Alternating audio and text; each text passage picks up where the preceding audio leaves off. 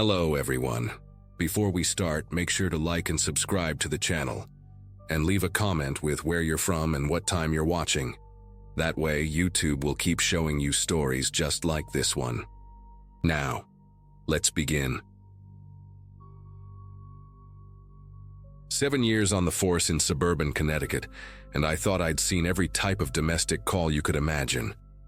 It was a humid Tuesday evening in late September when dispatch sent me and my partner, Officer Janet Crowley, to a residential property on Willowbrook Avenue. The caller, a neighbor, reported hearing a woman screaming repeatedly from the house next door. I remember finishing my lukewarm coffee and tossing the paper cup in the cruiser's floor as we pulled up to the address, a weathered two-story colonial with peeling white paint and overgrown hedges that seemed to swallow the front porch. The sun was setting behind the trees, casting these long, twisted shadows across the lawn, and I could hear dogs barking somewhere in the distance. The whole neighborhood had that quiet, heavy feeling you get right before a thunderstorm, where even the air seems to be holding its breath. The woman was standing in the driveway when we arrived, wearing a floral nightgown that looked like it belonged to someone's grandmother, with these tiny yellow roses all over it. She had dark hair pulled back in a messy bun, and her feet were bare on the gravel, which must have hurt like hell, but she didn't seem to notice. What struck me immediately was how she kept touching her chest, right over her heart, with both hands pressed flat against the fabric. "He shot me," she said, looking straight at me with these wide, glassy eyes. "He shot me right here." Janet approached her slowly while I scanned the windows of the house, checking for any movement inside. The woman appeared to be in her mid-30s, no visible injuries, no blood on her nightgown, but she kept repeating those same 3 words like they were the only ones she remembered how to say. When Janet asked her name, she just stared through us like we weren't even there and whispered it again. "He shot me." We tried everything to get through to her, asking about her partner, if anyone else was in the house, if she needed medical attention. But she just kept pressing her hands to her chest and swaying slightly, like she was hearing music nobody else could hear. Janet radioed for backup while I approached the front door, which was slightly ajar, creaking back and forth in the evening breeze. I announced myself loudly, identifying as police, waiting for any response from inside. Nothing. The house smelled like old newspapers and something sweet and rotten, like fruit that had been sitting in the heat too long. Through the doorway, I could see a narrow hallway with faded wallpaper, some kind of nautical pattern with tiny sailboats, and a staircase leading up into darkness. Every instinct told me to wait for backup, but the woman behind me started getting louder, almost wailing now. "He shot me, please, he shot me." Janet stayed with her while I cleared the first floor, weapon drawn, calling out as I moved through each room. The living room had this ancient green couch covered in plastic, like something from the 70s, and there were prescription bottles scattered across the coffee table. I noted the name on them, Diane Garrett. The kitchen was worse, dishes piled in the sink with flies buzzing around them, and the garbage can overflowing with takeout containers that had been there for days, maybe weeks. But no sign of anyone else, no evidence of violence, no bullet holes, no blood. When I came back outside, the woman had sat down on the driveway, rocking back and forth with her arms wrapped around her knees. She looked up at me with tears streaming down her face and said something different this time. "He's still in there. He never left." But we'd just cleared the house and I knew for certain nobody was home. Backup arrived within minutes. 2 more units, including Sergeant Bob Fitzgerald, a 20-year veteran who knew every family and every story in this neighborhood. When he saw the woman in the driveway, his face changed in a way I'd never seen before, like someone had just walked over his grave. He pulled me aside, keeping his voice low, and asked if I'd gotten her name. I told him about the prescription bottles for Diane Garrett, and he actually took a step back from me. "That's impossible," he said, rubbing his jaw with that nervous habit he had. "Diane Garrett died in this house 4 years ago. Her husband, Ronald Garrett, shot her 3 times in the chest during an argument. We never caught him. He disappeared that same night." The woman was still sitting there, maybe 15 feet away from us, humming something now, some old tune I couldn't quite place. Bob said we needed to get her to the hospital for evaluation, that she was probably having some kind of breakdown. Maybe she'd heard the story about what happened here. But here's where everything went sideways. The woman absolutely refused to leave the property. When Janet and the other officers tried to guide her to the ambulance that had just arrived, she became hysterical, screaming and clawing at anyone who touched her. She kept pointing at the house, yelling that she couldn't leave, that he wouldn't let her leave, that she'd tried to leave before but she always ended up back here. The EMTs eventually sedated her, and as they were loading her into the ambulance, she grabbed my sleeve with surprising strength. Her eyes were completely lucid for just a moment, and she said, "Check the basement wall behind the water heater, the new concrete. That's where he put her." Then the sedatives kicked in, and she went limp. We stood there in that driveway, 5 officers and 2 EMTs, all looking at each other, and I could tell everyone was thinking the same thing. We needed to check that basement. Bob made the call to get a warrant while we secured the scene. Within an hour, we had permission to search the property thoroughly, and I volunteered to go down first with Janet. The basement door was in the kitchen, painted shut with so many layers that we had to use a crowbar to get it open. The smell that came up from below was thick and damp, like wet earth mixed with something chemical. The wooden stairs groaned under our weight, and I had to duck to avoid hitting my head on the exposed beams. The basement was exactly what you'd expect. Concrete floor, stone foundation walls, boxes of molding Christmas decorations, and there, in the corner, an old rusty water heater that looked like it hadn't worked in years. Behind it, just like she'd said, was a section of concrete that was clearly different from the rest of the floor, lighter in color, smoother, probably poured within the last few years. Janet called for the forensics team while I stood there staring at that patch of new concrete, feeling like the temperature had dropped 20 degrees. The forensics team worked through the night, carefully breaking through the concrete with specialized equipment. I stayed there the whole time, couldn't bring myself to leave, even when Bob told me to go home and get some rest. Around 3 in the morning, they found something. Not Diane Garrett. We knew she'd been cremated by her family years ago. But documents wrapped in plastic, a driver's license, social security card, and passport, all belonging to a woman named Carla Hendrick.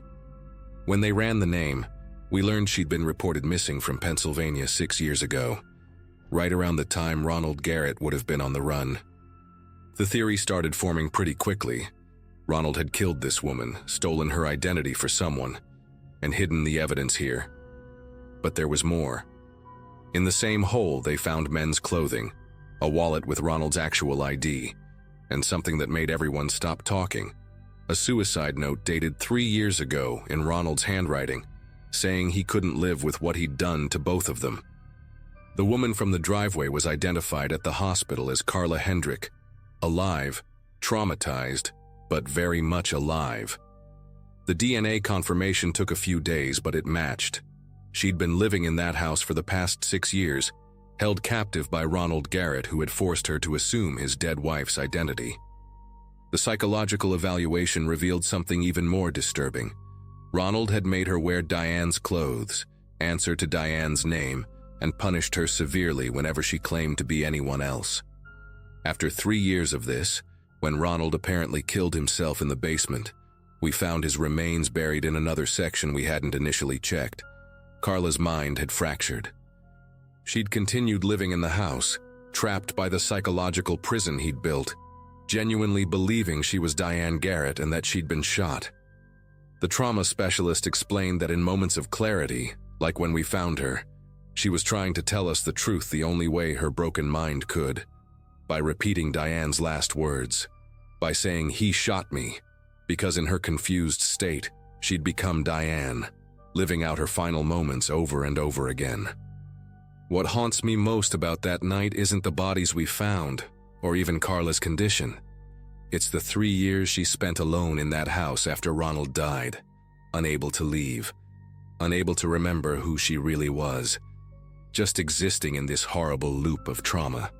The neighbors said they'd seen Diane occasionally getting mail or taking out garbage, always at odd hours, always alone. They thought she was just reclusive after what happened to the real Diane. Nobody questioned it. Nobody checked. She'd been crying for help in the only way she knew how, and it took a random welfare check for anyone to notice. Carla's family in Pennsylvania had held memorial services for her, had mourned her, had moved on with their lives believing she was dead. The reunion was complicated. She didn't recognize them at first, kept insisting her name was Diane, kept asking where Ronald was, if he was still angry with her. The investigation revealed the full extent of Ronald's plan. After murdering his wife Diane, he'd fled to Pennsylvania where he met Carla at a truck stop where she worked nights. He'd charmed her, convinced her to come with him for what she thought would be a weekend trip. Instead, he brought her back to the house where he'd killed his wife and systematically destroyed her sense of self. The basement became her prison for the first year until he was confident she wouldn't run. He'd legally changed documents, threatened her family if she ever tried to contact them, and, most disturbingly, made her practice Diane's signature until it was perfect, had her memorize details about Diane's life from photo albums and journals he'd kept. The police psychologist theorized that Ronald himself had started to break down, unable to distinguish between his victim and his wife, ultimately leading to his suicide when the delusion became unbearable. We found his body exactly where Carla, in her moment of clarity, had told us to look. He dug his own grave in the basement, taken a massive overdose of the same medications he'd been forcing on Carla, and covered himself with bags of concrete mix that hardened around him when the basement flooded during a storm. 2 years after that night, I got a letter from Carla. She was living with her sister in Oregon, working part-time at a library, slowly rebuilding her life. She thanked me for listening to her that night, for checking the basement even though what she was saying sounded impossible. She said she still sometimes forgot her real name, still occasionally signed things as Diane, but therapy was helping. She ended the letter with something that stuck with me. I spent 6 years dying in that house, and 3 years being dead. You gave me the chance to be alive again. I drive past that house sometimes. It's been sold now, renovated, painted a cheerful blue with new landscaping. A young family lives there, and I've seen kids playing in the same driveway where I first saw Carla that September night. They have no idea what happened in their home, and honestly, that's probably for the best. But every time I pass by, I remember her standing there barefoot, pressing her hands to her chest, trying to tell us a truth that was both a lie and the most honest thing she could say. He shot me.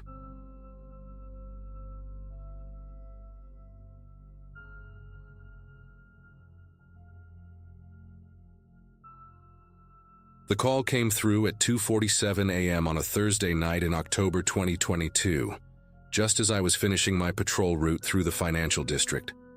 I'd been with the department for 8 years at that point, mostly working nights because the pay was better, and honestly, I liked the quiet. My partner that night was Officer James Sullivan, a rookie who'd only been on the force for about 6 months. The dispatcher's voice crackled through the radio about a silent alarm at the Brennan Tower, this 20-story office building right in the heart of downtown. What struck me as odd right away was that the alarm company had tried calling the building's security desk 3 times, with no answer. The overnight security guard, a guy named Vincent, always picked up on the first ring. I knew because we'd responded to false alarms there before, usually just cleaning crews accidentally tripping motion sensors. As we pulled up to the building, the first thing I noticed was that the lobby lights were all on, blazing bright against the dark street. Through the floor-to-ceiling windows, I could see the security desk was empty, Vincent's jacket still draped over his chair, his coffee mug sitting there with steam still rising from it. Sullivan and I exchanged glances. That knot you get in your gut when something's genuinely wrong started tightening. The front doors were unlocked, which was completely against protocol for that time of night. We announced ourselves as we entered, our voices echoing off the marble floors and walls. The elevator panel showed that 3 elevators were stuck on different floors, the 7th, the 12th, and the 14th. None of them would respond when we hit the call button. We had to take the stairs, and as we started climbing, I could hear doors slamming somewhere above us, like someone was running through the building, opening and closing offices. On the 7th floor, we found the first real sign of trouble. The hallway was lit up like midday. Every single overhead light turned on, and at least 6 office doors were wide open. Papers were scattered across the hallway floor, some of them medical forms with patient information. Others looked like billing statements. Sullivan called for backup while I started checking the offices one by one. In the 3rd office, belonging to a Dr. Nathan Reeves, according to the nameplate, the scene was chaos. File cabinets had been yanked open, their contents dumped everywhere.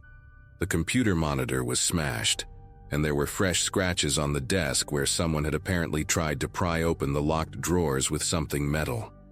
What really made my pulse spike was finding a manila folder labeled Federal Investigation Confidential, torn in half and stuffed partially into a paper shredder that had jammed.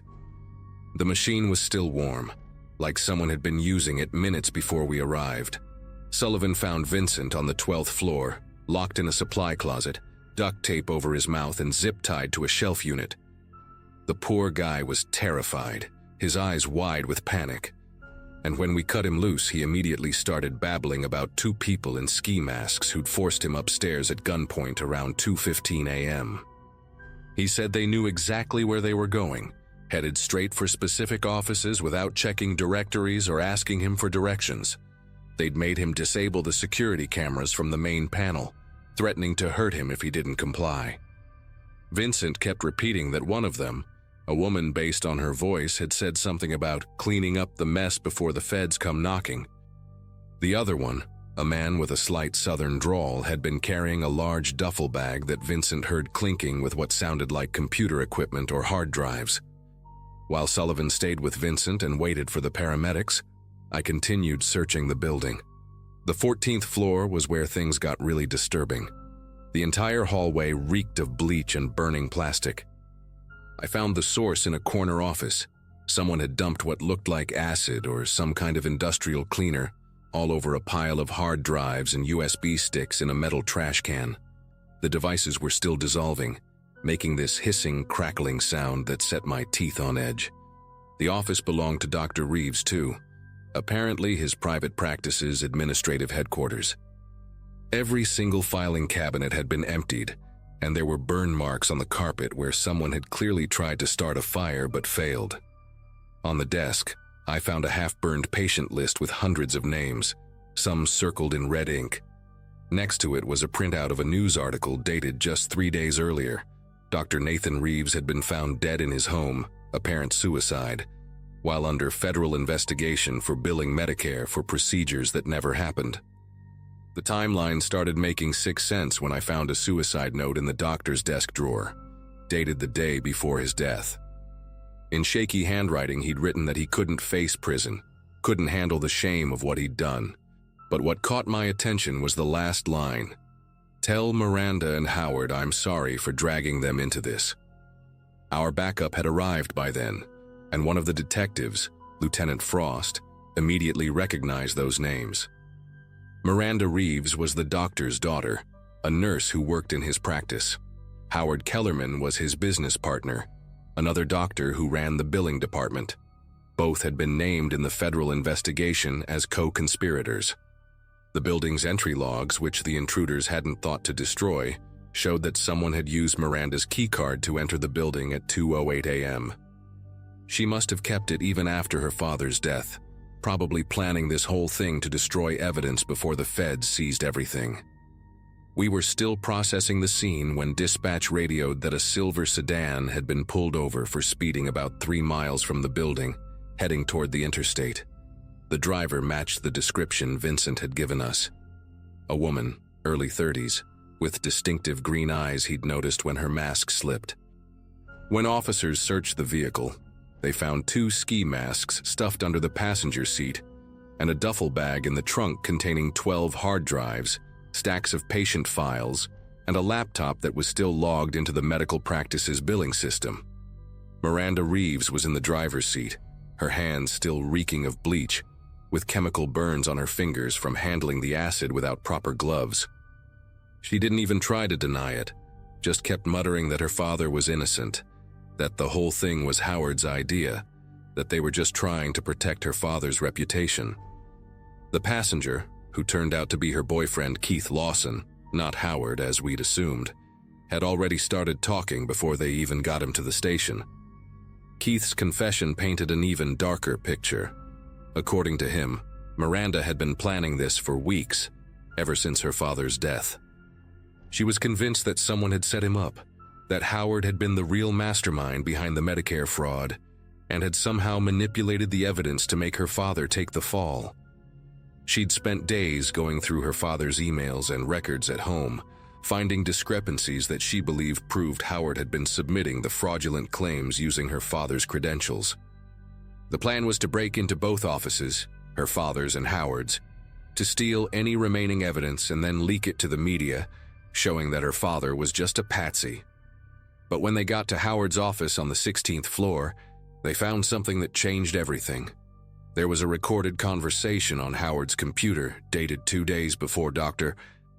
Reeves's death, where Howard was clearly heard threatening to expose some personal secret about the doctor if he didn't take full responsibility for the fraud scheme.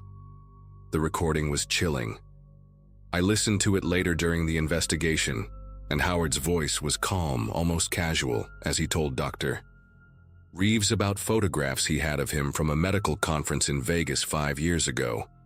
Photographs with a woman who wasn't his wife, a pharmaceutical sales rep named Angela, who'd been providing him with kickbacks for prescribing certain medications. Howard had kept these photos as insurance, and now he was cashing in. Either Dr. Reeves would confess to being the sole perpetrator of the Medicare fraud, or Howard would send everything to his wife, his patients, and the medical board. The doctor's voice on the recording was broken, defeated. He agreed to take the fall, and 2 days later, he was dead. Miranda had apparently found this recording and completely lost it, smashing Howard's computer with a hammer she'd brought, which explained the clanking sound Vincent had heard in the duffel bag. She'd tried to burn the office, but the building's sprinkler system had activated, which is what triggered the initial alarm. What really got to me, what still keeps me up some nights, was finding Dr. Reeves's real suicide note hidden behind the fake one in that desk drawer. The one he'd actually written for his family, not the sanitized version Howard had probably forced him to leave. In it, he told his daughter that he'd made terrible mistakes, that he'd let greed cloud his judgment, but that Howard was the devil who'd orchestrated everything.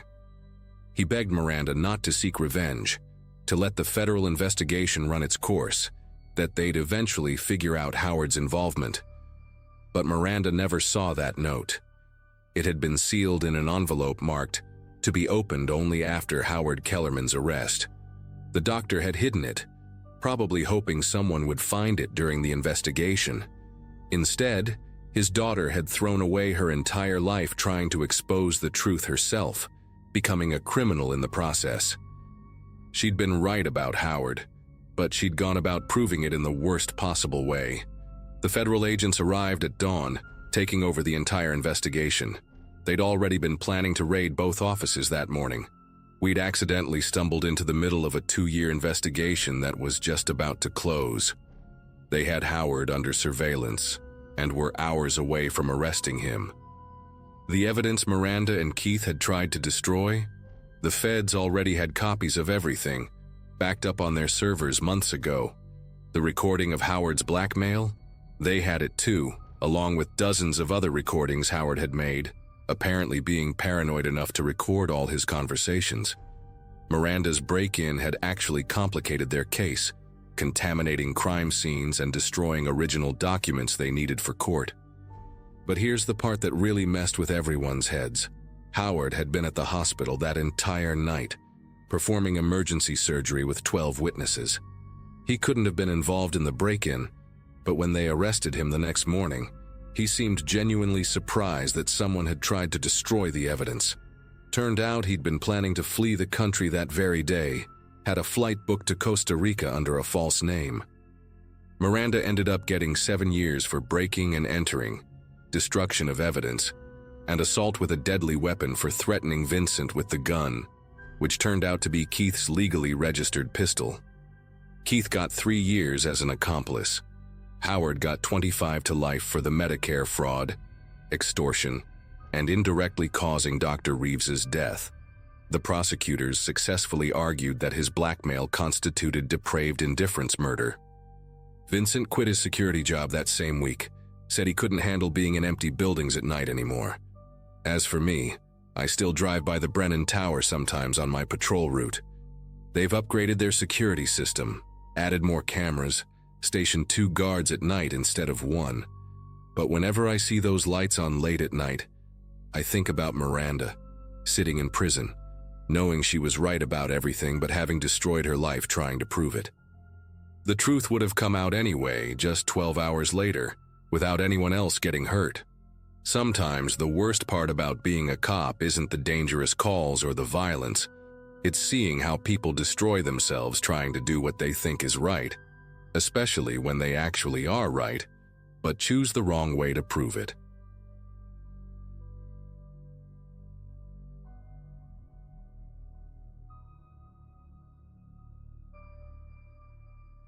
I was 2 years into my job as a patrol officer in a small Colorado town when I got the call that still keeps me up at night. It was a Wednesday evening in early March, around 7 p.m., and I'd just finished dealing with a minor fender bender on Main Street. Dispatch came through about a missing person report, a teenage girl who hadn't come home from school. At that point in my career, I'd handled a few runaways, mostly kids who'd crash at a friend's house and forget to call their parents. My partner that night, Officer Bradley, was out with the flu, so I headed to the address alone, expecting this would be another case of a teenager testing boundaries. The house sat at the end of Cedar Drive, one of those split-level homes from the 80s with faded yellow siding and a basketball hoop in the driveway that had seen better days. When I pulled up, every light in the house was blazing, and I could see shapes moving behind the curtains, multiple people pacing back and forth. The mother, Lisa, met me at the door before I could even knock. Her mascara had run down her cheeks in dark rivers, and she kept twisting a dish towel in her hands like it was the only thing keeping her grounded. Behind her, I counted at least 6 other people crowded in the living room. The father, an older couple I assumed were grandparents, a woman who looked like Lisa's sister, and 2 teenage boys who hung back near the hallway, whispering to each other. Anna had been missing for approximately 4 hours at that point. She normally got home from Riverside High around 3:30, and Lisa had started calling her friends by 4:15. The girl was 17, a junior, good grades according to her mother, who kept repeating that fact like it was some kind of protective spell. I pulled out my notepad and started with the basics. Full name, Anna Marie Carpenter, height 5'6", weight around 120 pounds. What she'd been wearing that morning: jeans, a green hoodie with the school logo, white sneakers. The father, Douglas, stood by the fireplace with his arms crossed, jaw clenched so tight I could see the muscles working. He hadn't said a word yet, just stared at the family photos on the mantel like he was trying to will his daughter to walk through the front door. That's when things got strange. I asked if Anna had ever run away before, or if she'd been having problems at home or school. Lisa immediately said no, absolutely not. Anna was a perfect kid who told them everything. But I caught the grandmother, a stern woman with steel gray hair pulled into a tight bun, shoot a look at the teenage boys. One of them, who I later learned was Anna's cousin Trevor, shifted uncomfortably and muttered something under his breath. When I asked him to speak up, the room erupted.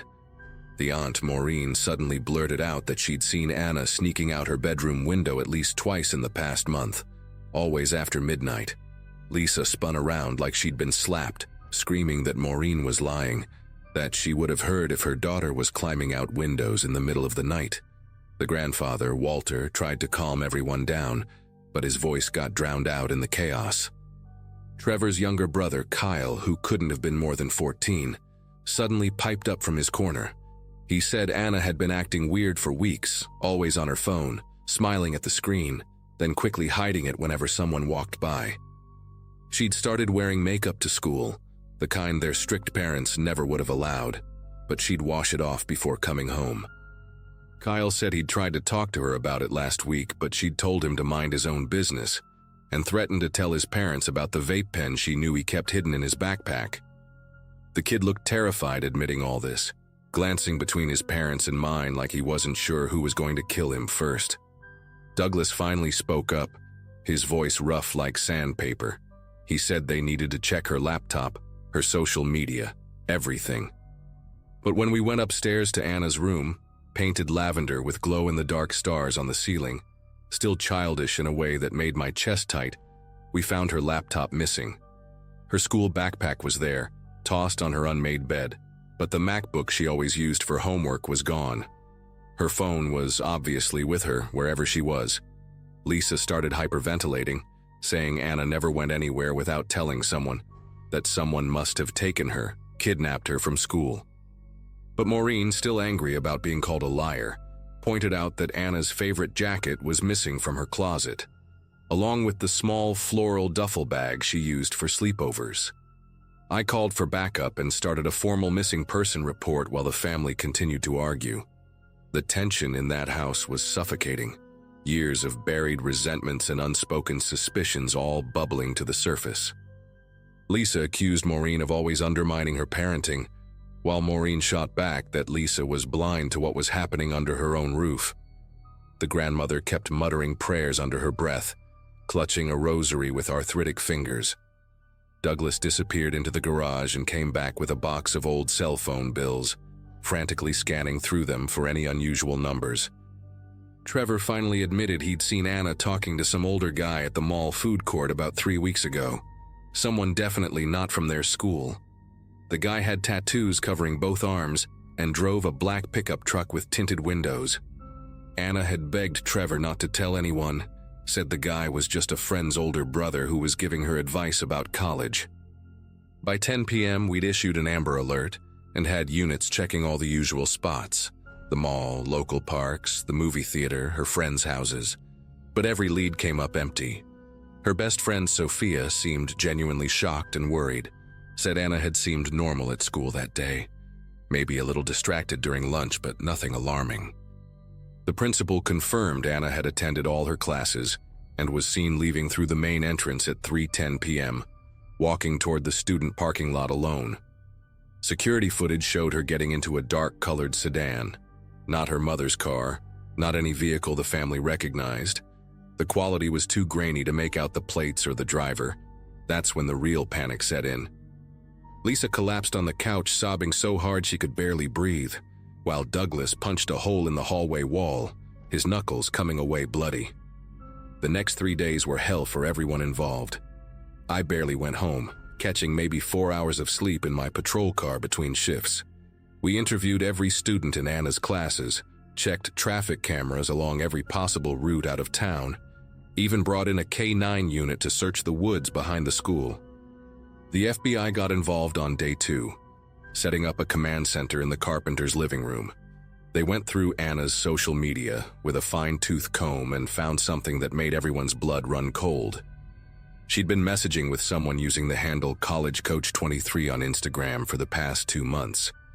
The account was fake, the profile picture stolen from some fitness influencer in California.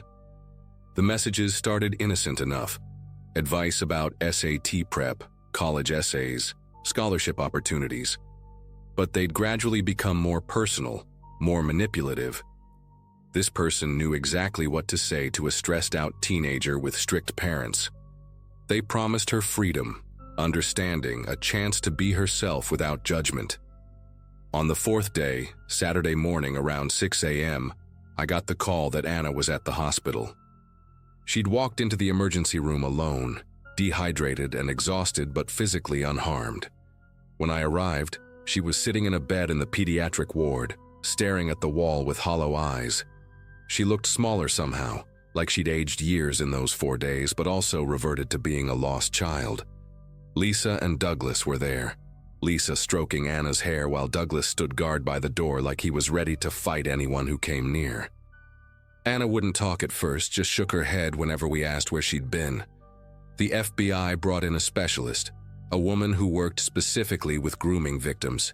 After 3 hours alone with her, Anna finally broke down, She'd been at a motel 2 towns over in room 237 at the Sunset Lodge, waiting for Jason to pick her up and drive her to California, where he'd supposedly arranged a scholarship interview at UCLA. Jason never showed up. Anna waited in that motel room for 3 days, too ashamed and terrified to call home, surviving on vending machine snacks and tap water. She'd paid for the room with $300 she'd saved from babysitting jobs, told the desk clerk she was 18 and waiting for her boyfriend. The person behind the messages had coached her on exactly what to say, what to do, how to avoid being tracked. They'd convinced her that her parents would never understand her dreams, that they were holding her back from her true potential. When she finally realized she'd been played, that Jason was never coming, she walked the 8 miles to the hospital in the early morning darkness. The FBI traced the Instagram account through multiple VPNs and proxy servers, but hit dead end after dead end. Whoever this predator was, they knew how to cover their tracks. The motel had no security cameras in the parking lot, and the desk clerk barely remembered Anna checking in. The aftermath was somehow worse than the disappearance itself. The family completely fractured. Maureen and Lisa haven't spoken since that night, each blaming the other for missing the warning signs. Douglas installed cameras in every room of the house and tracking apps on Anna's new phone, turning their home into a prison. Anna had to switch schools because everyone knew what had happened, whispers following her down every hallway. She goes to therapy twice a week now, but her mother told me she still wakes up screaming sometimes, dreaming that she's back in that motel room waiting for someone who was never real. The FBI keeps the case open, but we all know the truth. Whoever groomed Anna is probably doing the same thing to another vulnerable kid right now, maybe in another state, using a different fake profile. That's what haunts me most about this case. We got Anna back, but we never caught the monster who almost destroyed her. They're still out there, and we couldn't do a damn thing to stop them.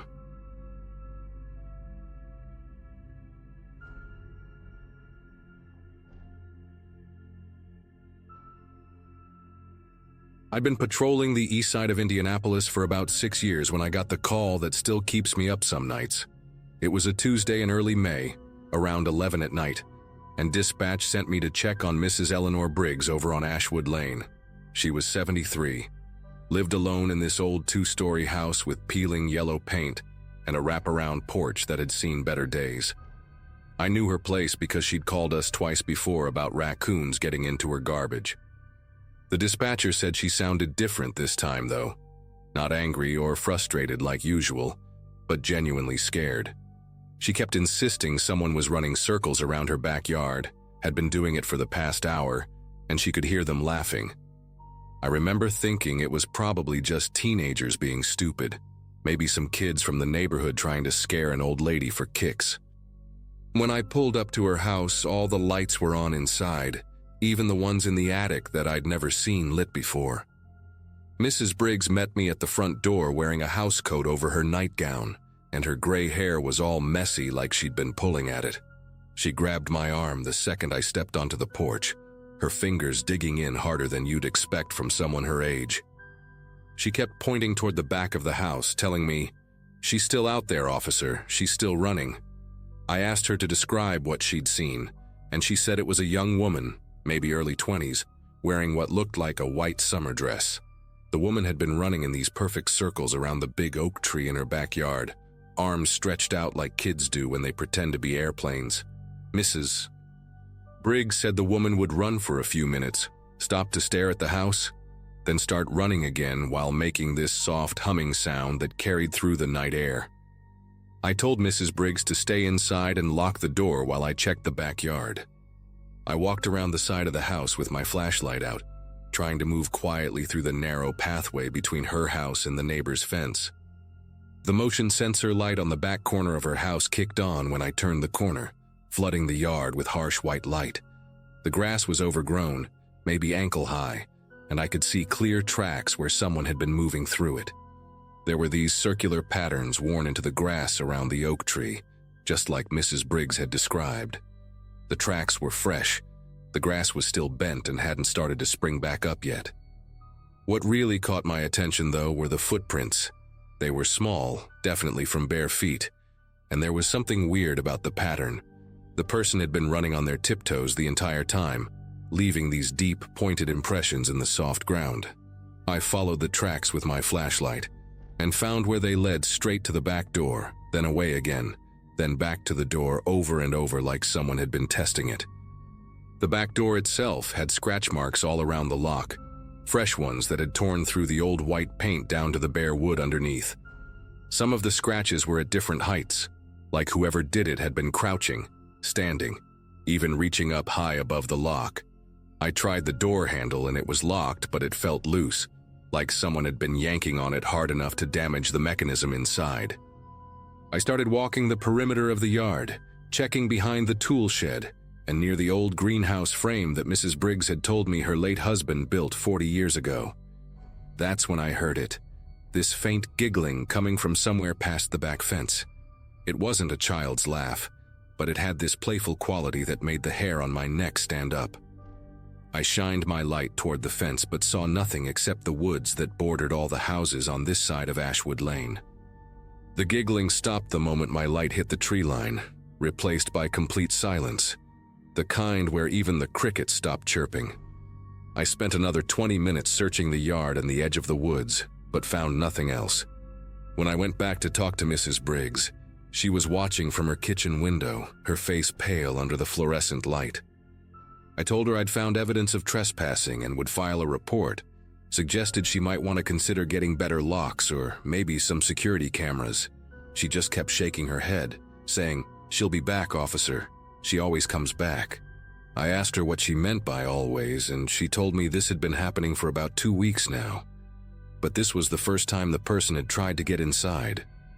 She said she'd seen the woman's face once, pressed against her bedroom window on the second floor. Young, pretty even, but with something wrong about her expression, like she was mimicking what she thought a smile should look like. Mrs. Briggs had been sleeping downstairs on the couch ever since. I gave her my card, told her to call immediately if anything else happened, and said I'd have patrol cars swing by her house more frequently over the next few nights. For the next 3 weeks, I made it a point to drive past Mrs. Briggs's house during my shifts. Sometimes I'd see her porch light flicking on and off, which she told me she did when she heard noises outside. Other neighbors on Ashwood Lane started calling in complaints too. Mr. Jeffries, who lived 2 houses down, said he'd caught someone going through his garbage at 3 in the morning, a young woman in a dirty white dress who ran off the moment his dog started barking. The Pham family across the street reported finding muddy handprints all over their daughter's bedroom window, even though her room was on the 2nd floor and there was no ladder or tree nearby. The strangest report came from a jogger who said he'd seen someone sitting in the oak tree in Mrs. Briggs' backyard at dawn, just sitting there on a branch, watching the house with their head tilted sideways like a bird. By the time I responded to that call, whoever it was had vanished, leaving only broken branches and more of those barefoot prints in the morning dew. Then came that Monday morning in early June when everything changed.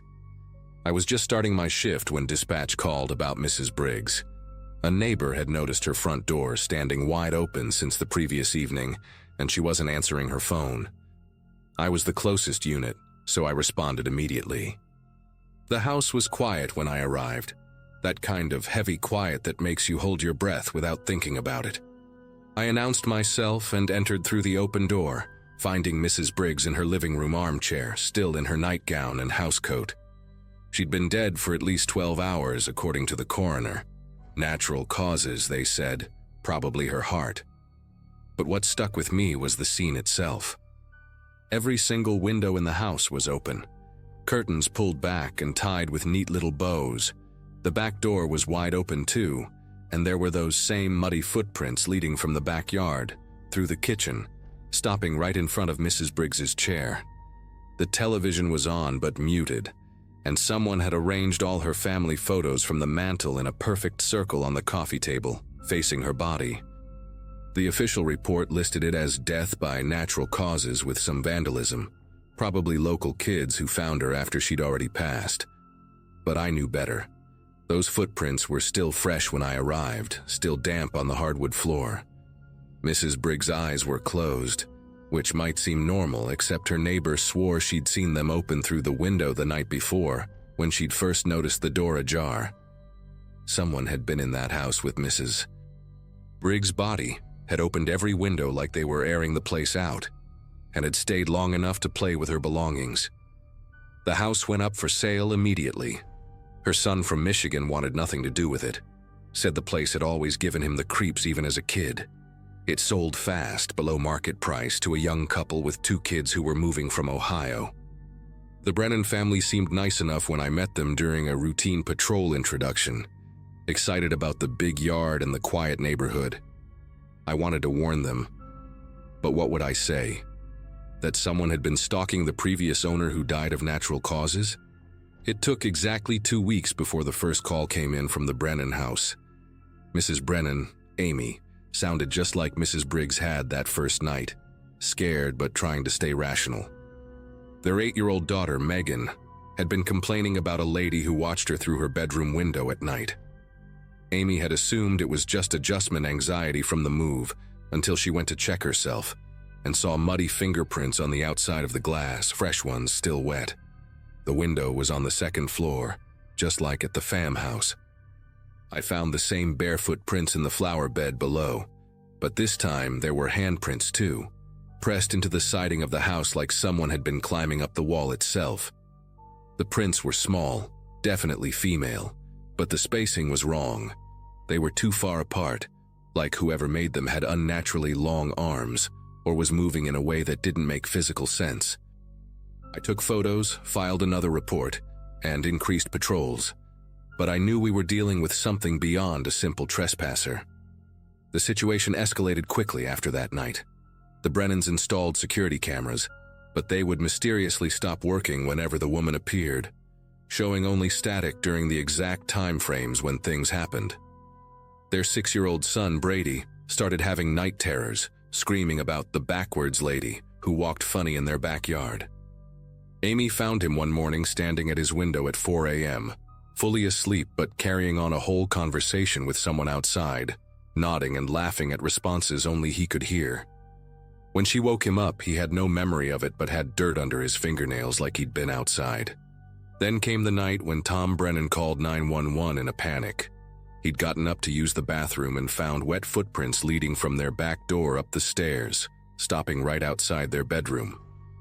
The door had been cracked open just an inch, and he swore he could see an eye peering through the gap.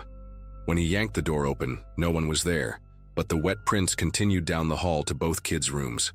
Both children were safe in their beds, but Megan's window was wide open, curtains tied back with the same neat little bows I'd seen at Mrs. Briggs' house. That was the breaking point for me. I couldn't just keep filing reports and waiting for something terrible to happen. I started digging into the history of the house and the neighborhood on my own time.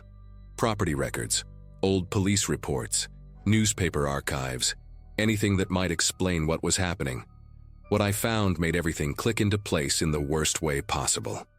In 1996, a 22-year-old woman named Rebecca Hollis had lived in a group home about a mile away, a facility for adults with severe developmental disabilities.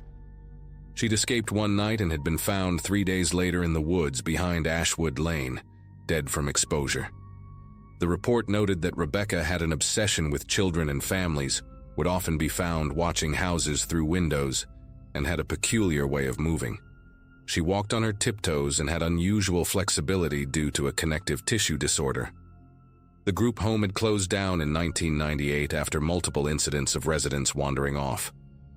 I cross-referenced more recent missing persons reports and found something that made me sick to my stomach.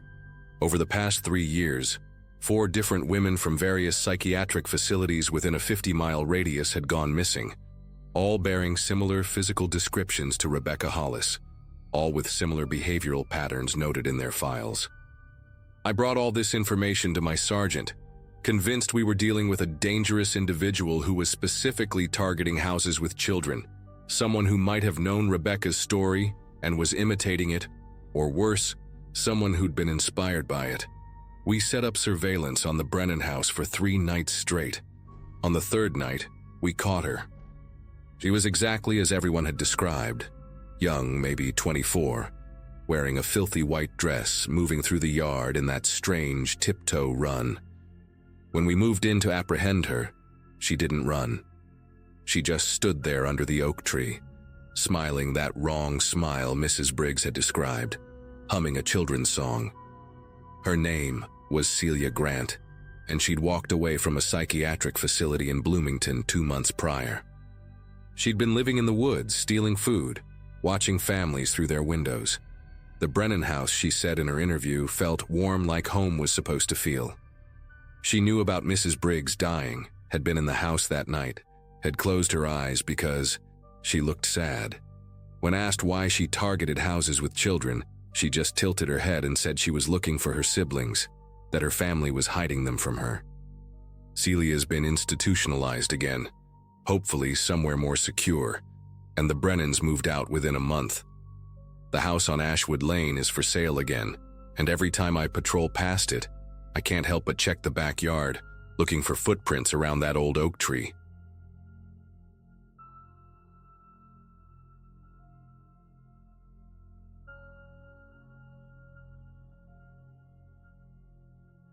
The night I arrested Frank Donovan still gives me chills, not because of anything supernatural, but because of how close I came to letting a cop killer slip through my fingers. I was 28 then, working the graveyard shift for the Monroe County Sheriff's Department in upstate New York. It was early November 2017, one of those nights where the fog rolled in thick off Lake Ontario, making the back roads feel like tunnels through nothing. I'd been on the force for 6 years, partnered with Rex, my German Shepherd K9, for the last 3. That dog had instincts I'd learned to trust completely. He could smell fear, aggression, and drugs better than any human ever could. Most nights were routine: drunk drivers, speeding tickets, the occasional domestic call. But that particular night, around 2 a.m., I was parked near the intersection of Route 31 and Old Mill Road, just watching for anything unusual. The area was known for late-night drug runs coming up from Rochester, so I kept my radar on, and Rex sleeping in the back of the cruiser. I noticed the old Ford pickup doing about 40 in a 55 zone, which immediately caught my attention. Nobody drives under the speed limit at 2 a.m. unless they're drunk or trying to avoid attention. The truck had Illinois plates, covered in road grime but still readable. When I ran them through dispatch, everything came back clean. Registered to a Frank Donovan, 62 years old, no warrants, just a couple old speeding tickets. Still, something made me pull out behind him. Maybe it was the way the truck seemed to drift slightly within the lane, or how the driver kept checking his mirrors, even though we were the only 2 vehicles on that stretch of road for miles. Rex had woken up when I started following the truck, his ears perked forward, watching through the cage partition. After about a quarter mile, I hit my lights. The truck immediately slowed down and pulled over onto the gravel shoulder, kicking up dust in my headlights. Everything seemed normal at first. The driver killed the engine, interior light came on, hands visible on the steering wheel. Textbook compliance. I approached the driver's side with my flashlight in hand, Rex still in the cruiser but watching intently through the window. The man behind the wheel looked exactly like his license photo. Weathered face, gray beard trimmed short, deep-set eyes that stayed fixed straight ahead. He was wearing a faded denim jacket over what looked like work clothes, and his hands had that permanent grease stain you see on mechanics. When I asked for his license and registration, he moved slowly, deliberately, narrating each action like he'd been through traffic stops before. His voice was gravelly, measured, told me he was heading to Buffalo to visit his sister, that he'd been driving since Chicago and was getting tired. The paperwork all matched up. Insurance was current. Nothing seemed wrong except for this tension in the air I couldn't quite place. I asked him to wait while I went back to run his information through the system again. Standard procedure when something doesn't feel right. That's when everything changed. The second I opened my cruiser door, Rex went absolutely ballistic. I'd never seen him react like that to anyone who wasn't actively threatening us or carrying serious drugs. He was snarling, barking, throwing himself against the cage partition so hard the whole vehicle was rocking. His teeth were bared, hackles raised from his neck all the way down his spine. and his eyes were locked on that pickup truck, like it contained the devil himself. The sound was so intense it echoed off the trees lining the road. Through my side mirror, I could see Donovan's head turn slightly, watching us in his mirror. His hands hadn't moved from the wheel, but I noticed his knuckles were white from gripping it. Rex's reaction made my decision for me. 16 years of combined experience between us was screaming that something was seriously wrong with this picture. I radioed for backup, telling dispatch I had a K9 alert during a routine stop, then grabbed Rex's lead. The moment I let Rex out of the cruiser, he nearly pulled me off my feet, lunging toward the truck. I'd worked with him through drug busts, armed robberies, even a manhunt through the woods once, but I'd never felt him pull this hard. His entire 90 pounds of muscle was focused on that vehicle like a guided missile. I had to plant my feet and use both hands on the lead to control him. When I approached the driver's window again, Donovan's demeanor had completely shifted. The calm, tired traveler was gone.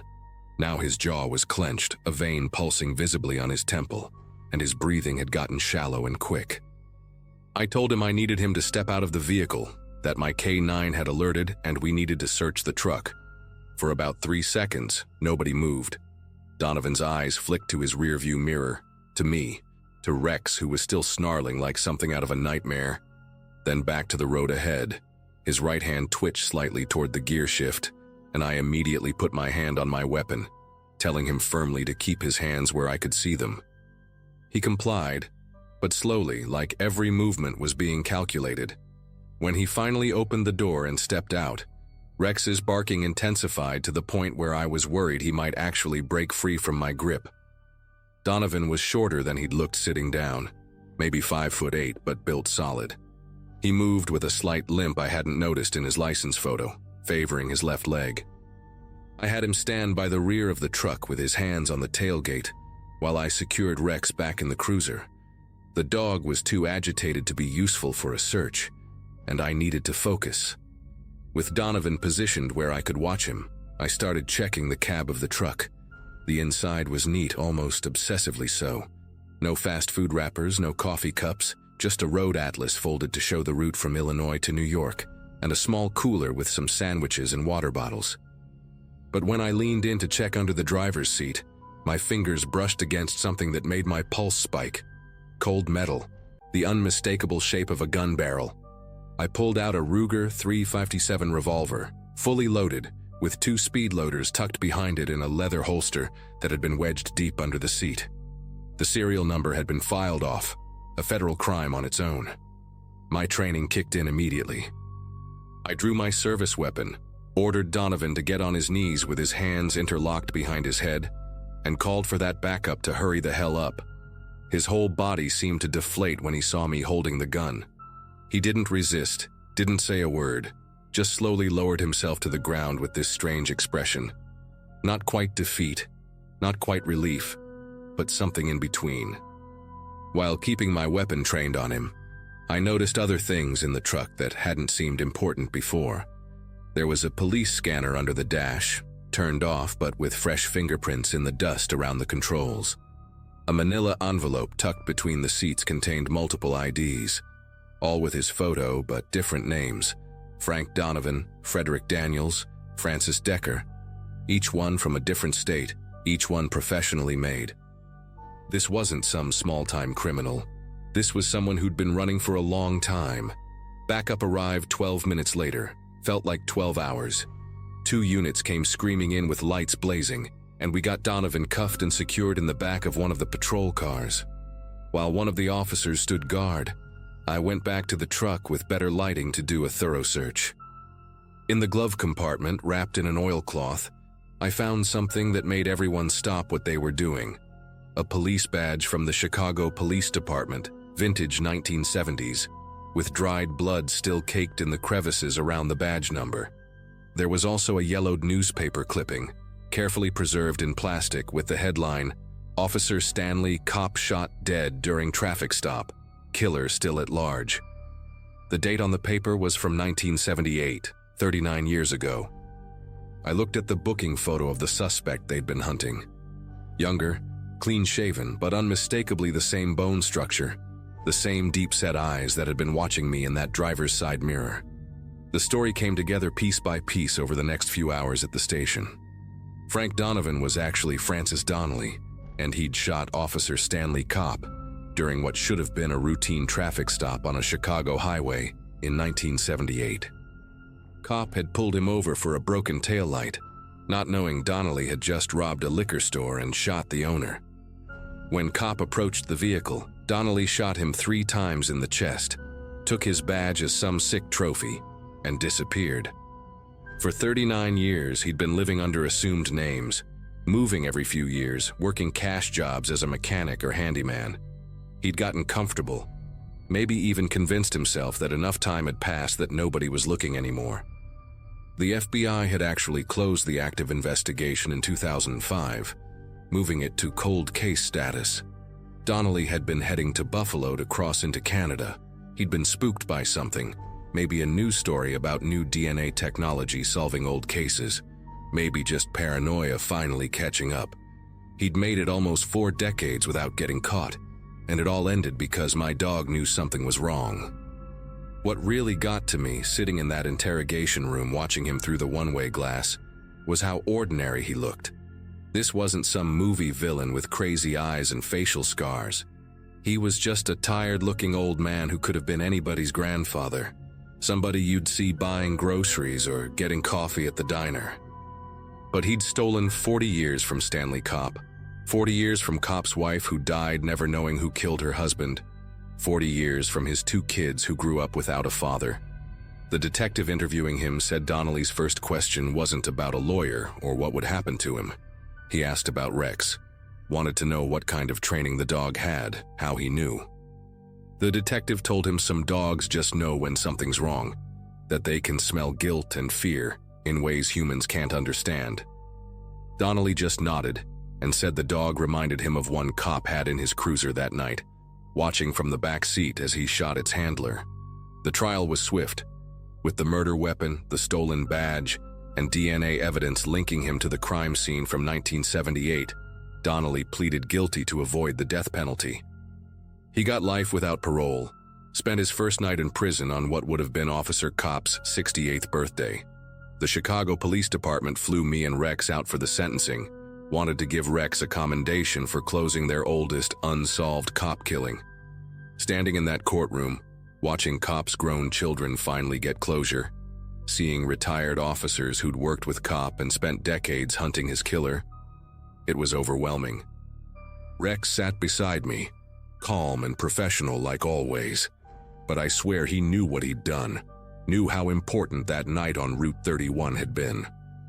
After the ceremony, Kopp's son, now a cop himself in Chicago, shook my hand and then knelt down to Rex, buried his face in the dog's fur, and just held him for a long moment.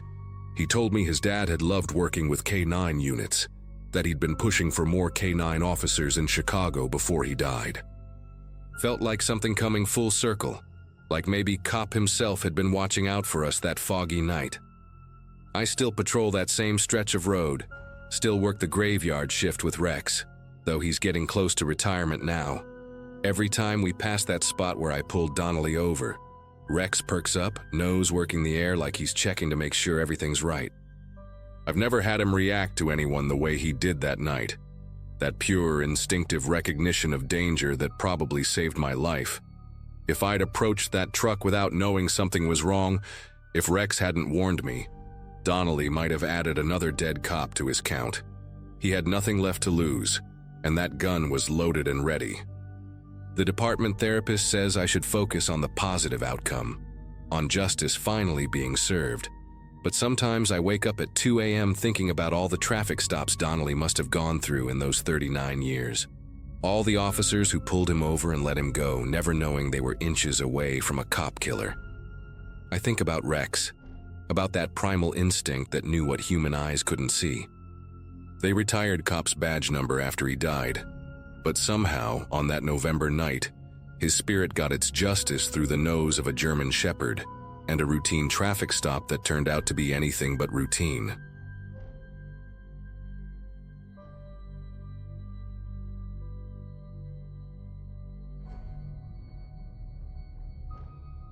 22 years on the force in downtown Houston, and I thought I'd seen everything. It was a Wednesday morning in early April when dispatch sent us to check out a smell complaint at the Grandview Towers on Westheimer. I was partnering with Officer Ruiz that day, a rookie who'd only been with us about 8 months. The building manager, Mrs. Chen Williams, met us in the lobby looking genuinely disturbed. She kept dabbing at her nose with a handkerchief, explaining how multiple residents from the 7th floor had been calling her office for the past 3 days. She'd tried knocking on apartment 7G herself, but nobody answered. The tenant, she told us, was a quiet guy named Christopher Lawton, who worked nights at a pharmaceutical warehouse and rarely caused any problems. The smell hit us the moment the elevator doors opened on the 7th floor. It wasn't the unmistakable stench of death that I'd unfortunately encountered before, but something else entirely. A mixture of human waste, rotting food, and something chemical that burned the inside of your nostrils. Mrs. Chen Williams had to stay back by the elevators while Ruiz and I approached 7G. We knocked hard, announced ourselves as police, waited. Nothing. Knocked again, louder this time. The neighbors from 7F and 7H had both cracked their doors open to watch, covering their faces with their shirts. After the third attempt with no response, Mrs. Chen Williams gave us permission to enter. She had brought the master key, but when she tried it, we discovered Lawton had installed an additional deadbolt that her key couldn't open. We had to call for backup and wait for someone to bring the breaching tools. During that wait, I remembered something that made my chest tighten. About 4 months earlier, maybe 5, we'd been called to this exact apartment for a noise complaint. I'd responded with Officer Martinez that time. The neighbor in 7H had called about what sounded like arguing and things being thrown around. When we'd knocked, Lawton had answered almost immediately, all apologetic smiles and nervous energy. He was a thin guy, maybe 35, with these watery blue eyes that never quite met yours directly. Said he'd been moving furniture and dropped his television. We'd accepted his explanation without pushing further. Standard procedure for a first-time domestic disturbance call with no signs of violence. God, how that memory would eat at me later. When the breaching tools arrived, it took us less than a minute to get through that deadbolt. The apartment inside was nothing like what we expected given the smell. The living room was immaculate, vacuum lines still visible on the carpet, coffee table gleaming with fresh polish, not a single item out of place. The kitchen was the same story, dishes neatly stacked, counters spotless, even fresh flowers in a vase by the window. Ruiz actually whistled low and muttered something about the place being cleaner than his own apartment. But that smell was stronger now, definitely coming from somewhere deeper inside. We moved through carefully, announcing ourselves again, checking the bathroom, pristine. The first bedroom, converted into a home office, perfectly organized. Until we reached the hallway that led to what must have been the master bedroom. The door at the end of that hallway had a padlock on it. Not just any padlock either. This was a heavy-duty industrial-grade lock, the kind you'd see on storage units or construction sites. The wood around where it was installed looked reinforced with metal plates that had been painted over to match the door. Ruiz touched my arm and pointed to the bottom of the door. There was maybe a 2-inch gap there, and you could see towels had been stuffed underneath from the inside. Dark stains covered parts of the towels that were visible. The smell was overwhelming here, making my eyes water. We called out again, identified ourselves as police, said we were coming in. Then we heard it, a sound so faint I almost thought I'd imagined it, like someone trying to speak through layers of cloth or maybe crying. It was human, definitely human, coming from behind that door. Ruiz ran back to get the bolt cutters while I stayed by the door, talking loudly, saying help was coming, asking if anyone could hear me. The muffled sounds continued, becoming more desperate, more insistent.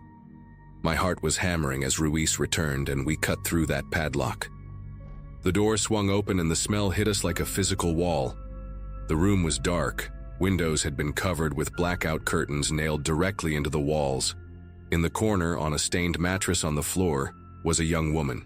She was skeletal thin, her dark hair matted and grown past her waist, wearing what looked like a hospital gown. Her ankles were secured with zip ties to a metal ring that had been bolted into the floor. When she saw us, she started making those sounds again, and that's when we realized her mouth was wired shut. Not crudely, but precisely, medically, like someone had done orthodontic work but left the wires closed permanently. Ruiz immediately called for paramedics while I knelt beside her, trying to keep my voice calm and steady. Her eyes were wide, alert, tracking our every movement with a mixture of terror and desperate hope. I cut the zip ties with my knife while telling her she was safe now, that we were police, that medical help was coming. She immediately tried to claw at the wires in her mouth, making terrible choking sounds. I had to gently hold her hands, telling her the paramedics would handle it safely. That's when I noticed her fingers. Several fingernails were completely gone. The skin healed over, like they'd been removed months ago. On the nightstand beside the mattress was a collection of items that made everything clear. Bottles of liquid meal replacements, the kind used for patients with jaw surgery, protein powder, vitamins, and a detailed notebook. The notebook was filled with Christopher Lawton's neat handwriting, feeding schedules, bathroom schedules, weight measurements, all dated meticulously going back 7 months. The paramedics arrived within minutes, though it felt like hours. While they worked on stabilizing her, I stepped out into the hallway where Mrs. Chen Williams was waiting with more officers who'd arrived as backup. She was shaking, kept asking what was happening. I asked her if Christopher Lawton had any family, any visitors she knew about. She said he'd mentioned a sister once, said she lived somewhere up north and they weren't close. That's when my partner Martinez showed up. He'd heard the call on the radio and recognized the address from our previous visit. His face went pale when I told him what we'd found. We both stood there thinking the same thing. We'd been 3 feet from her 4 months ago. She'd probably heard our voices, maybe tried to make noise, and we'd just accepted Lawton's explanation and left. The guilt hit like a sledgehammer. The next few hours were a blur of controlled chaos. The young woman was identified as Jennifer Lawton, 28 years old, reported missing from Minnesota 7 months earlier. She'd supposedly come to visit her brother after losing her job, according to the missing persons report her roommate had filed. Christopher Lawton was nowhere to be found. His car was gone from the parking garage, and his cell phone was turned off. We put out an APB immediately. While crime scene techs processed the apartment, we found more evidence that turned our stomachs. Hidden in the office closet were boxes of Jennifer's belongings, her purse, driver's license, phone, even her suitcase with clothes still neatly folded inside. There were also medical supplies, boxes of orthodontic wire, surgical tools, sedatives with prescription labels scratched off. Turned out Lawton worked at a medical supply warehouse, had access to everything he needed. In his computer, which our tech team cracked within an hour, were hundreds of photos of Jennifer from before. Normal photos from her social media, family gatherings, her college graduation. He'd been obsessing over her for years. At the hospital, once the oral surgeon had carefully removed the wires from Jennifer's mouth, a 2-hour procedure, she was finally able to tell her story in a hoarse, barely there whisper. She'd come to Houston thinking she was helping her brother through a rough patch after he'd called claiming he was suicidal. The first night, he'd drugged her tea. She woke up in that room, already restrained. He'd told her she was sick, that the outside world was dangerous, that he was protecting her. The wire procedure happened about a month in, after she'd screamed for help when maintenance was in the hallway. She could hear life going on outside. People in the hallway, TVs through the walls. Even us that night, we'd come about the noise complaint. She'd tried so hard to make sound, had thrown herself against the floor, but with the wires and the soundproofing he'd installed, nothing got through loud enough. The most horrifying detail? He would sit with her for hours, feeding her through a straw, brushing her hair, reading to her, acting like this was all perfectly normal, like they were just a close family taking care of each other. They caught Christopher Lawton 2 days later at a rest stop near the Mexican border. He'd been sleeping in his car, hadn't even tried to disguise himself. When they arrested him, he seemed genuinely confused. kept insisting he needed to get back to take care of his sister, that she couldn't manage without him. During interrogation, which I watched from behind the glass, he never showed a hint of understanding that what he'd done was wrong. He spoke about Jennifer like she was a beloved pet or a fragile possession that needed constant protection. He said their parents had died when they were teenagers, that he'd always looked after her, that she didn't understand how to take care of herself.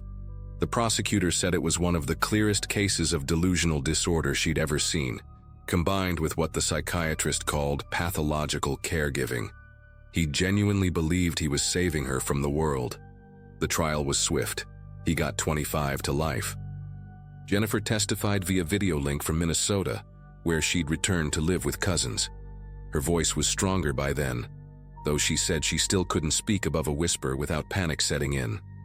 The case changed how our department handles welfare checks and noise complaints. Now, if we get called to an address more than once, we do a thorough walkthrough, check every room if the resident consents. If they don't consent, we document everything, take photos of whoever answers the door, file detailed reports that get reviewed by supervisors. I still think about that night 4 months before we found her, how Lawton's nervous energy and quick explanation had seemed so plausible, how Jennifer must have heard my voice through the walls and prayed we'd somehow know she was there. I ended up going to therapy myself after this case. The department mandated it, but I would have gone anyway. Some calls you can shake off after a shift.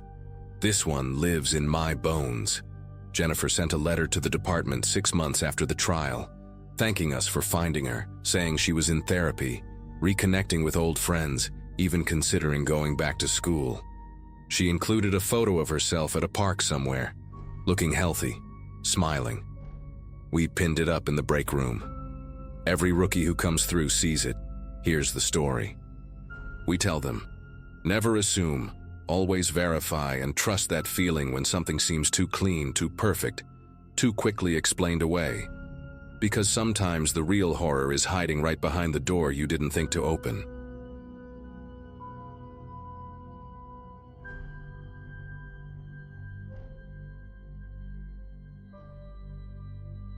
It was one of those nights where the air felt heavier than usual, the kind where even silence carried weight. I was working the late patrol with my partner, Officer Markham, when dispatch radioed about a car left running in a supermarket parking lot on the edge of town. Headlights on, driver's side door wide open. Calls like that weren't uncommon, usually someone too tired or distracted, but something about the urgency in the dispatcher's tone made me uneasy before we even pulled in. The lot was nearly empty, except for a few scattered vehicles pushed to the far end. The supermarket had closed hours earlier, leaving only the humming of the lights above the entrance and the distant buzz of an old neon pharmacy sign flickering nearby. The car in question sat closer to the loading area than the main entrance. A late-model sedan, engine humming steady, headlights casting harsh beams across the asphalt. The door hung wide like someone had stepped out mid-thought and never returned. We approached slowly, scanning the surroundings. The first detail that caught my attention was a grocery bag tossed on the passenger seat. Inside were half-melted ice cream containers, a loaf of bread, and a carton of milk sweating condensation. Whoever left had intended to be gone for only minutes. The keys were still in the ignition, and the dashboard air freshener swung gently as if stirred by someone's recent movement. It was eerie, standing there with the engine running, no driver in sight, as if the night itself had swallowed them whole. Markham ran the plates while I circled the car, flashlight beam grazing the ground. That's when dispatch came back with the hit. The car belonged to a man named Eric Dalton, reported missing just 24 hours earlier by his sister. The last anyone had seen him, he'd left her house after dinner to pick up groceries. Now here was his car, groceries untouched, door open, keys still in place, and not a sign of him anywhere. The first sweep of the area didn't reveal much at first. The lot stretched wide, with cracked pavement and patches of weeds pushing up between faded paint lines.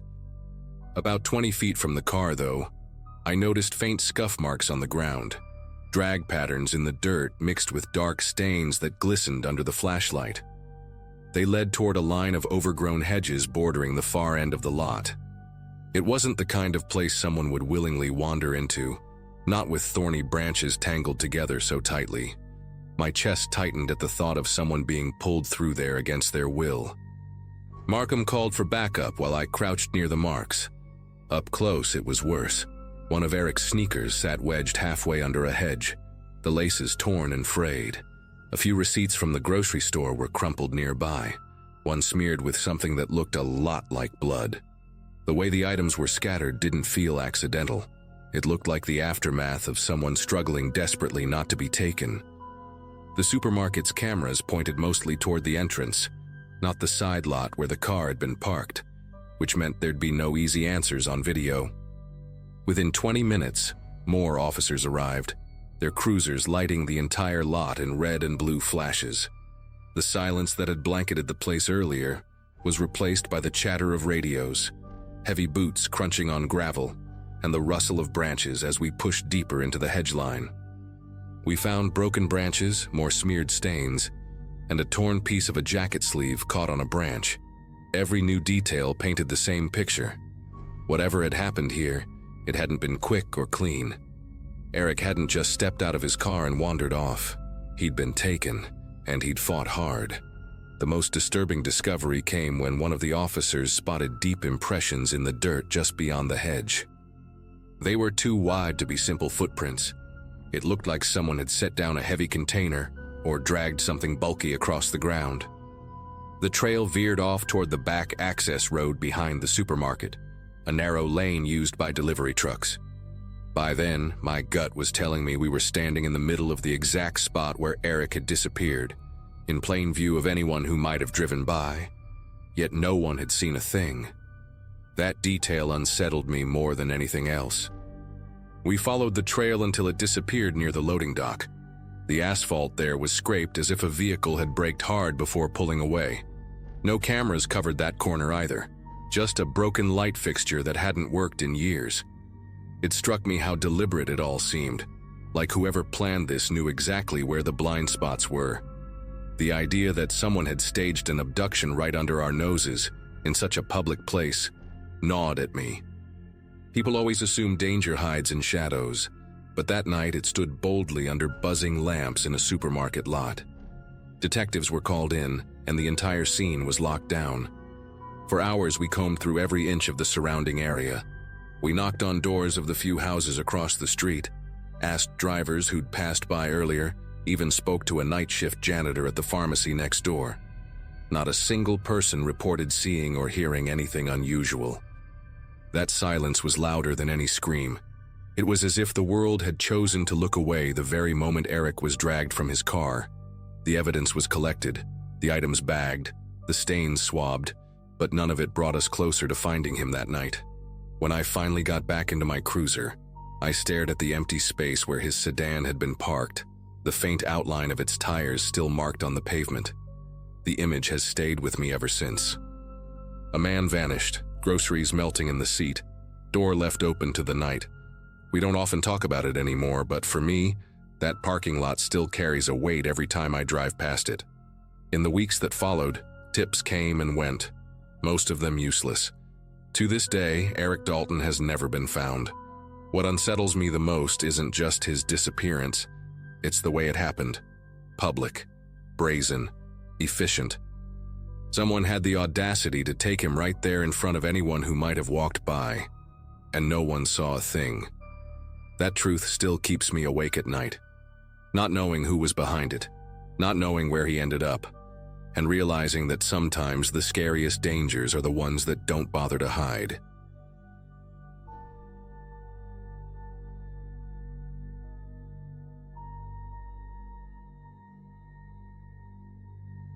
My shifts at the call center always blurred together. Endless rings and routine emergencies that I could almost handle on autopilot. At that point in my life, I worked nights while trying to balance raising my younger brother, who lived with me after our parents passed. Sleep came in fragments, meals were cold leftovers, and most nights were a mix of domestic disputes, false alarms, and the occasional accident. Nothing prepared me for the one call that still echoes in my head years later. It didn't come with screaming or chaos like most. just silence that carried weight. When the line opened, I heard faint breathing, slow and shallow, like someone trying to control it. At first I thought it was a kid playing with the phone, but there was no giggling, no background chatter. Just muffled rustling as if fabric was brushing against the microphone. I repeated the usual questions. 911, what's your emergency? Can you hear me? But whoever it was never answered. That silence felt heavier the longer it stretched, like the caller wanted me to stay on but couldn't risk speaking. Protocol kicked in. We traced the call, and it pinged to a suburban neighborhood not far from the edge of town. The house was listed to a woman named Claire Jensen, 33, single mother of 1. While I kept the line open, the officers were dispatched. I listened harder, straining through the static and faint noises. At one point, I thought I caught what sounded like a child's toy being moved. That squeaky plastic wheel kind of sound, but it was so quick it could have been interference. My palms left damp prints on the desk, but I kept my voice steady, repeating questions into the void. The officers radioed in as they approached. They said the front door was slightly ajar, no signs of forced entry, no barking dog, no immediate sense of danger outside. I still had the call connected, the breathing softer now, almost like it was further from the phone. Upstairs, the team reported a bedroom with a bed that looked like someone had just rolled out of it, blankets pulled halfway to the floor. On the carpet near the nightstand lay a phone, still lit up, still connected to me. The moment they confirmed that detail, the line finally went dead. The silence that followed was worse than the breathing. I remember staring at the dead line on my screen, feeling this strange mix of dread and curiosity. The officers swept the rest of the house and reported no one inside. No overturned furniture, no broken glass, no struggle. A purse sat neatly on the kitchen counter, keys inside. A glass of water half full by the sink. It looked like someone had stepped out for just a moment, but the phone upstairs told a different story. I stayed on the headset while the sergeant gave me updates. They checked the child's room, small bed with bright sheets, a few dolls lined neatly against the wall, but no child. Neighbors were questioned. Most hadn't seen Claire since earlier that morning. One mentioned a delivery truck idling outside for longer than usual, but couldn't recall the company name. Another swore she heard the faint sound of someone calling out around the time the call came through, but brushed it off as TV noise. Each detail felt like a breadcrumb leading nowhere. What unsettled me most was how ordinary everything seemed. The officers found her wallet still in her purse, ID inside, credit cards untouched. No suitcase missing, no overnight bag gone. If she had planned to leave, she hadn't prepared. The bed upstairs looked like she had been resting, maybe reading before sleep. The sheets were warm, they said, as if she had just gotten up. But nobody could explain how the phone ended up on the floor, still connected to me, or who was breathing on the line. Hours stretched while the investigation unfolded. The child was located later with a babysitter a few blocks away, safe but confused, saying Claire had promised to be back before bedtime. That left only one conclusion. Whatever happened inside that house happened fast. I sat there at my console, replaying the sound of that breathing in my mind, the faint toy wheel, the rustle. Even now, I wonder if she was trying to signal me somehow, stuck in a situation where she couldn't speak. And the worst part? We never found her. The official report listed her as missing, but to me, it never felt like a simple disappearance. I remember replaying the audio from that call later during review, every crackle and breath amplified through the headset. You could hear the faint creak of what might have been floorboards, then nothing for long stretches, like the caller was hiding. That call lasted exactly 11 minutes and 32 seconds. 11 minutes of someone trying to reach help without daring to speak, until silence swallowed the line. Detectives worked the case for months, chasing leads that fizzled out. They canvassed the neighborhood, pulled traffic camera footage, even tracked down local delivery companies. No truck matched the neighbor's description. No fingerprints, no forced entry, no evidence of a break-in. It was as if Claire simply stepped out of her own life mid-sentence. Her family came by the center once begging for details, and I didn't know what to say except that I heard her breathing. That was all I had. For a long time, I couldn't sleep properly. Every time the phone rang at work, I expected to hear that same muffled breath. I'd sit straighter in my chair, headset pressing into my ear, waiting for the sound of someone trapped on the other end.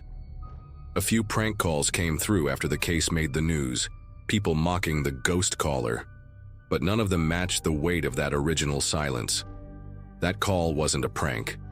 You could feel the presence of someone terrified, trying to stay alive. The strangest detail is what happened weeks later. An officer went back to Claire's house with her sister to collect belongings. On the nightstand in that same upstairs bedroom, they found the phone charger coiled neatly, plugged in as if someone had been there after the search. The sister swore it wasn't her. To this day, no one knows how it got there. Claire never turned up. That single call remains the most haunting moment of my career, and every time my console lights up, I still half expect to hear that same faint breathing waiting for me on the other end.